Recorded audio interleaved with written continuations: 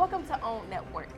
Today we're going to have a special program about race and ethnicity at Michigan State University's campus.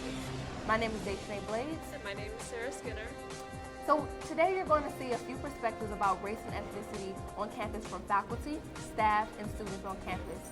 But before we get into that, you're going to get a few facts from me and my colleagues about facts about race. The first fact is the concept of race is a modern concept. In the ancient world, the Greeks, Romans, Jews, Christians, and Muslims did not have racial categories. Rather, people were divided according to religion, class, language, and other areas. 64% of young whites believe having a black president demonstrates that people of color now have the same opportunity as white people. While humans differ genetically in some ways, such as blood type and skin pigmentation, most anthropologists and biologists believe categories of race are not biologically grounded because modern humans simply have not evolved into separate subspecies or races. 65% of young people of color feel white people have more opportunities than racial minority groups, a 26-point difference from young whites. Most genetic variety is not between races, but rather within races. For example, two random Italians are as likely to be genetically different as an Italian and a Chinese. 9 to 10 believe that everyone should be treated the same, no matter what their race. Scientists project that in 1,000 years, humans will still come in many different colors, though people in the city will have more mixed skin color rather than strikingly dark or light skin. 58% of respondents believe that as their generation moves into leadership roles, racism will become less and less of an issue. Since the very first U.S. Census in 1790, every U.S. Census sorted people by race. Since then, racial groupings have changed 24 times.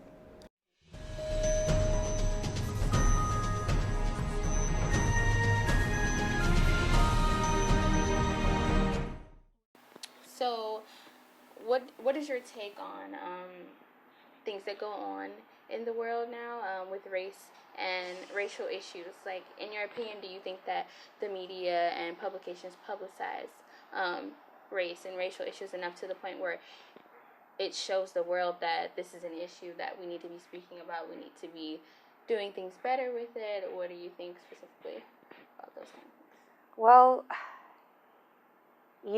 because of my work and because of the people who I associate with, I am inundated with issues of race, so I'm well aware of what's going on. And because of the people, literally my colleagues or who I associate with, friends, I think that they're aware of what's going on as well with race. So issues of race in our society. But is it publicized enough? Is that what you're saying? I think that for certain people and certain communities, they may not even be affected by it because they can turn it off, or they can turn the news off, or they don't have to deal with it. And so, for me, it's a difficult question because, to me, it's a natural thing. I see it every day, and unfortunately, there's an issue every day. Is someone being murdered at the hands of police, or because of a hate crime here? Every day of all races, it's happening. And in terms of just being aware of it through social media, I don't even hardly watch the news, to be quite honest. I just get my news through social media, and who is on your timeline or your news feed or whatever, it pops up. So it's just every day, every hour. And at the same time, I can understand how people who are from majority communities, depending on who they associate with, depending on their interest, probably don't see it as much. And if they do see issues of race, or instances of racial discrimination, etc., it's in different ways. Do you think that on college campuses, of course MSU specifically, that like different racial backgrounds and ethnicities are supported fairly well, or I mean, this is a huge campus. yeah. It's the size of a city. So there are many, many people who will support, programs focused, on marginalized groups, students of color, wanting to help them succeed. Our office in particular, there are many, many programs, many staff members, many administrators. At the same time, there's a lot who don't want to deal with that. So it depends on the student's experience. If they come seek us out, they'll feel empowered. We can get them connected. We can get them supported. But there's a lot of people who don't even aren't aware of us. So at a large university, it's hard to reach out to all the students. We do our best to try to let them know, and sometimes it happens through word of mouth. It happens if they're in former programs. But with such a large university, it's difficult. So is there enough, again, what was the question? Is there enough? Support for Yeah. the different ethnicities that are on I campus. think there is.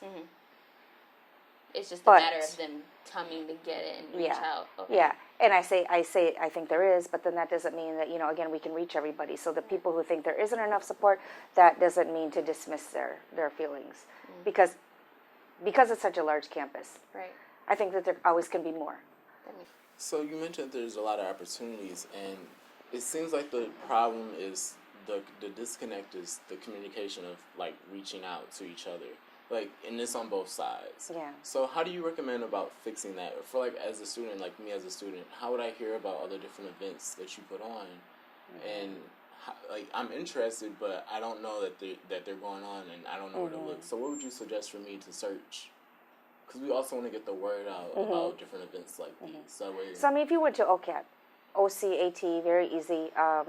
All our events, our website is, I maintain the website. So if you spend 5 minutes on that website, you're going to see the events calendar. You're going to see ways to get involved. We have jobs, we have scholarships, we have all this. But this is one website among many, many websites at MSU. So I would say for you, once I meet you, I'm going to give you some promotional items, and then stay connected. Find us on social media, and then that's how it would reach. So you're going to connect with someone else, hopefully, and let them know about the opportunities. How can I reach everybody at MSU? It's not going to happen. It's difficult. That's why we need to work with other groups. But we will keep trying through, our MAGIC, our summer transitional program. That's another thing we do for incoming freshmen students. We acclimate them, like we have inundate them for 1 week of, intensive, this is what college is like. We reach them through that program. How do I get more students? I don't know if it's more programming. Maybe it's thinking through maybe a little bit more of our advertisement. I don't know, but it's something to think about. Yeah. So for anyone who is interested in looking at some of the interesting programs held by the OCAT office, you can go to their website. Yep.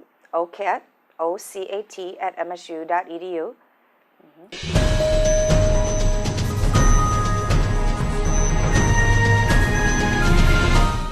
So, the question is, you have to see if it's a fact or a myth. So the question is, do you think that children, like adolescents, see race? Yes. So people think that children don't see race, like even at younger years. Do you think that that's true?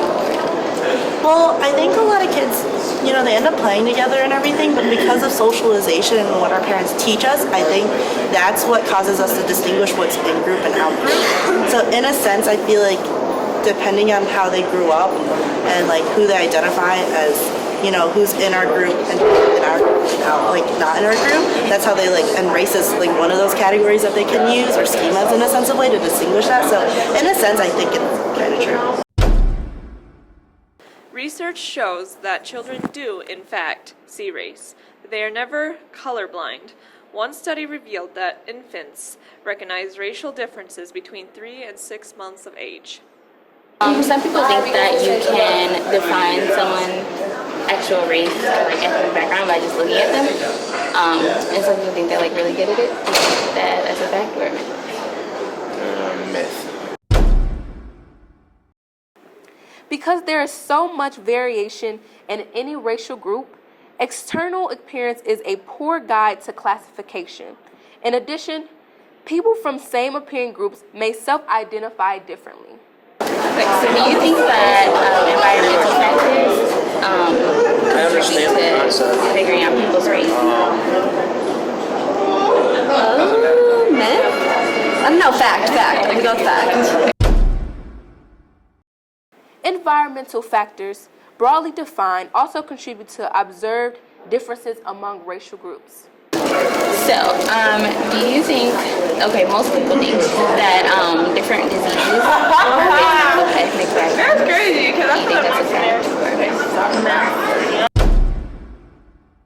Although certain diseases occur with markedly increasing frequency, in particular racial groups, no disease is exclusive to one group.